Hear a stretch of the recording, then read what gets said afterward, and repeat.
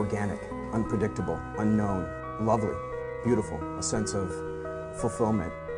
This is part of the pleasures of life and not the chores of life.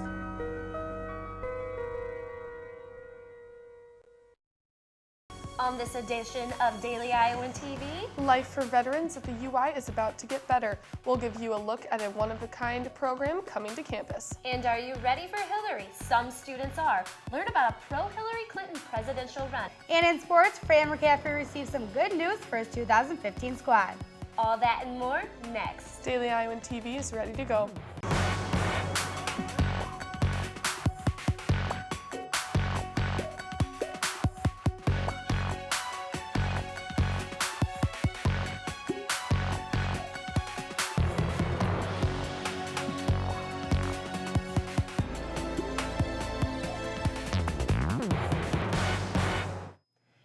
Good evening and thanks for joining us. I'm Erin Faust. And I'm Hannah Thompson.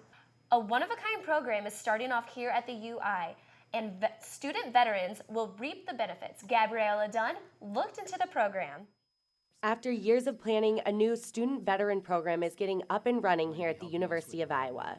The program is called the Iowa Conservatorium of Veteran Excellence, otherwise known as ICOVE. And today, ICOVE leaders formally announced their pilot program.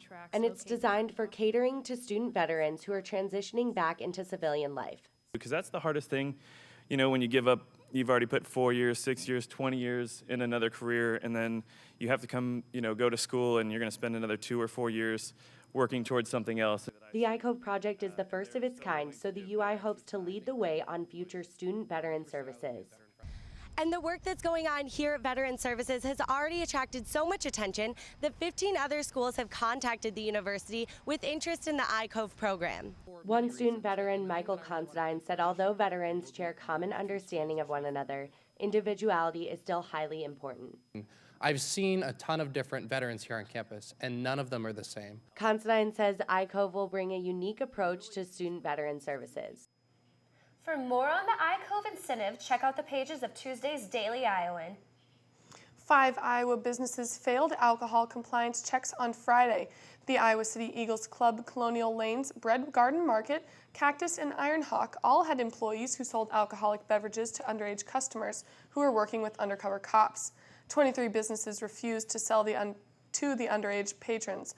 Those employees who did sell an alcoholic beverage to people under 21 were charged with a simple misdemeanor, punishable with a $500 fine for the first offense. Violators are also reported to the Iowa Alcoholic Beverages Division.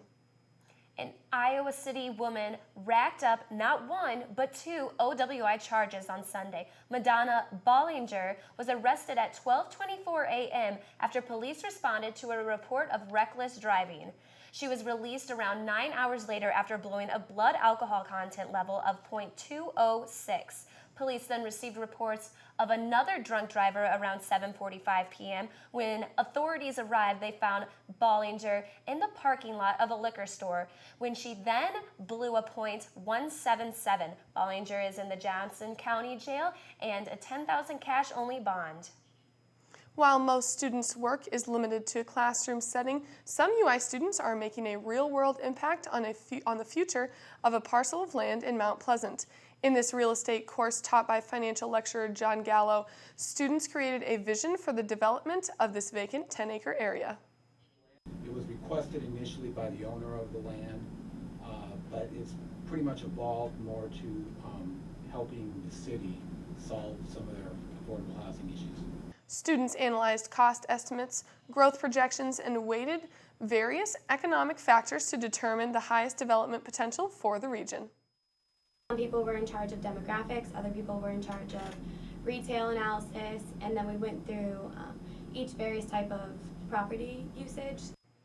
Their study found that the best use for the land would be a residential community with open-air, modern amenities, and plenty of green space. The students presented their recommendations to city councilmen and business leaders from the Mount Pleasant area last Friday. Western and central Iowa experienced some violent weather yesterday. The storm caused 4 tornadoes, resulting in damage to buildings, trees, and power lines. No injuries are reported, but Gerthy and Dallas counties sent out storm surveys today to find out the extent of the damage. Emergency crews continue to work on the damage early into this morning. Much more still coming your way on Daily Iowan TV. A profile on the newest Ready for Hillary campaign chapter in this week's Political Alert. And in sports, the Whip Around crew takes us through how some teams are preparing to wrap up their seasons. Back to that nasty weather. It stormed yesterday and today. We'll throw it over to our own Megan Horhan for a look at this week's weather. Can we expect more of the same this final week, Megan?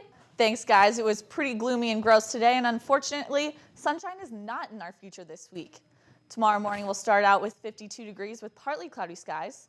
By the afternoon, the temperature will rise slightly to 58 degrees. Clouds will continue to loom and carry on into the evening with 53 degrees. Taking a look at the rest of the week, Tuesday and Wednesday highs will be 62 degrees with cloudy skies. By Thursday, there's a 70% chance for rain with highs in the 50s. Cloudy skies again on Friday, which will lead to a weekend of, you guessed it, clouds. Temps will, however, be back into the 60s by Saturday. That's all I have for this week's forecast. Good luck on finals this week. Back to you guys at the desk. And now a look at what's happening beyond Iowa. Almost 300 girls were kidnapped from a Nigerian school a month ago by a terrorist organization, Boko Haram. There was no update on their safety until today. The terrorist network released a video with about 100 of those girls present. Officials were not able to completely prove the video was real, but parents hope to start identifying their daughters once they gain access to the video. In an interview with CNN's Anderson Cooper, disgraced Los Angeles Clippers owner Donald Sterling apologized for his racist comments that leaked 2 weeks ago. But Sterling says that he was set up by his mistress, V. Stiviano, and adding it was a terrible mistake. An NBA owners committee will meet next week to further discuss the possibility of a forced sale of the team. After becoming the first openly gay player drafted into the NFL, orders for Michael Sam's jersey have flowed in. Sam is just behind polarizing quarterback Johnny Manziel for the top-selling rookie jersey after the NFL draft this past week. The sales are unprecedented for a player picked so late in the draft. And now we'll toss it over to Daily Iowan TV's Reed. Since before the results from the 2012 general election were even in, the media has been speculating a potential bid for the White House in 2016 by Hillary Clinton. While Clinton hasn't said if she has plans to do so, Ready for Hillary campaigns have been popping up across the country to raise money in case she chooses to run.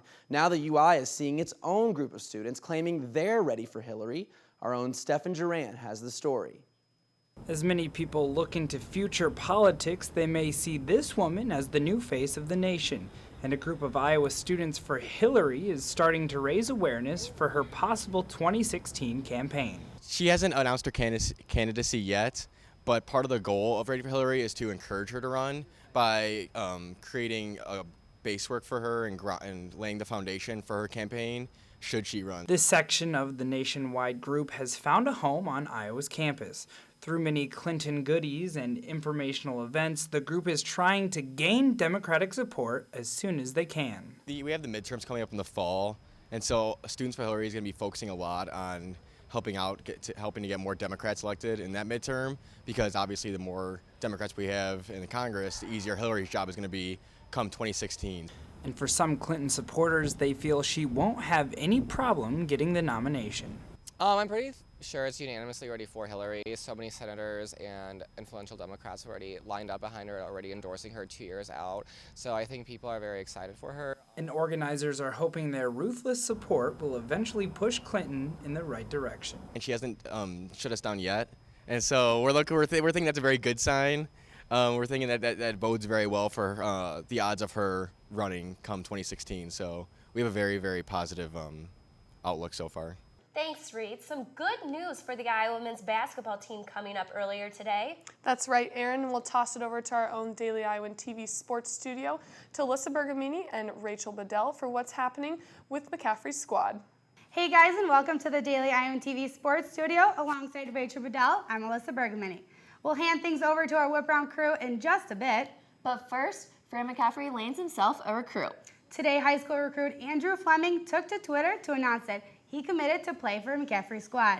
Fleming, a Nashville native and reigning Mr. Basketball, had 11 offers before narrowing his choices to Iowa, Florida, Ohio State, UNLV, Vanderbilt, and Memphis. The commitment comes just 2 days after Fleming visited the Iowa campus. This gives Iowa 2 recruits in the 2015 class. He joins Chicago's Brandon Hutton. The women's softball team season has come to an end. Looper squad couldn't get things swinging in day 1 of the Big Ten tournament. Iowa was eliminated from the tournament after falling to Illinois Thursday 6-0. It was the Minnesota Gophers who took home the Big Ten title on Sunday, as Iowa finishes their season with a disappointing 16-30-1 overall record. Continuing our coverage of Iowa athletics, we'll turn over things to our Whip Around crew. Take it away. Welcome to your Monday evening Whip Around. I'm Taylor Axelson. I'm out here at Finkbine Golf Course. Let's talk about men's golf. They got 3rd at the Big Ten tournament, which means they recently just got selected for their 6th consecutive NCAA tournament at Columbia Regional NCAA tournament. So they'll be heading out there this weekend. Off the course, Stephen Ime, Brian Bullington, and Ian Vandersea all got all Big Ten honors. So way to go, guys. Let's toss it over to Whitney Blakemore, who's got all you need to know on track. Whitney? Taylor, the Iowa track and field team just finished up their Musco Twilight meet here in Iowa City last week, where they captured 9 titles, and junior thrower Gabe Hull broke a school record in the discus, throwing a personal best at 207 feet. Both the men and women's team finished up the meet in 2nd place. Now, the team has had a little bit of a break as they've had over a week to prepare for the Big Ten tournament, which is set to take place this Friday in West Lafayette, Indiana. That's all I have for track and field. Now I'm going to toss it over to Jalen Socek, who is standing by, and Dwayne Banksfield for a look at baseball. Jalen? Thanks, Whitney. Rick Heller and squad finished their final home series of the season here at Dwayne Banks Stadium over the weekend. They weren't able to give their seniors a proper farewell. Iowa swept for the 3rd time this season, this time against Illinois. They dropped the series finale game 4-2. Rick Heller told the team after the game that it doesn't define who they are and that they struggled offensively against some of the best arms they've seen all season. It'll be interesting to see if this team can bounce back heading into their final series of the season at West Lafayette against Purdue. And that'll do it for your Monday evening in the Whip Around. Back to you in the studio. Thanks for that update. The weekend series against Purdue will be undoubtedly an important one for Iowa. Right now, Coach Heller and squad are just barely making postseason. Iowa sitting at the number 8 spot in the Big Ten standings with an 8-13 conference record. Only the top 8 make it to the Big Ten tournament in Omaha. The Hawks will have to win just 1 of their 3 games against the Boilermakers in order to clinch a postseason trip to Omaha. That'll do it for us here in the Daily Iowan TV Sports Studio, but be sure to tune in tomorrow where we'll catch up on where all Hawkeyes draftees ended up. Hannah Aaron, back to you at the desk right after this.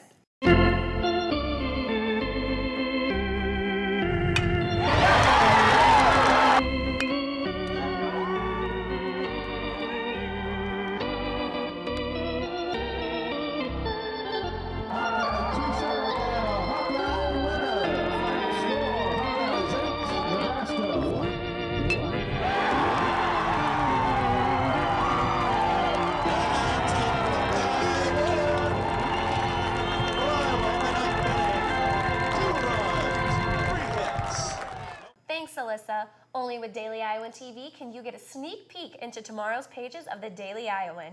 Family farming. Read about the different outcomes of when a family farm is passed down. Porter trial coverage for the beginning of Travis Porter's sexual abuse trial. Well, that's your latest edition of Daily Iowan TV. Be sure to check us out at the same time tomorrow or anytime online at dailyiowan.com. Thanks for watching and have a great night.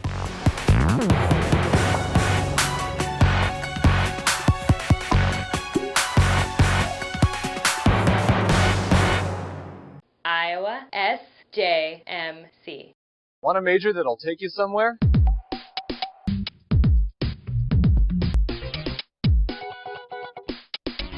I joined and now I make videos for the university.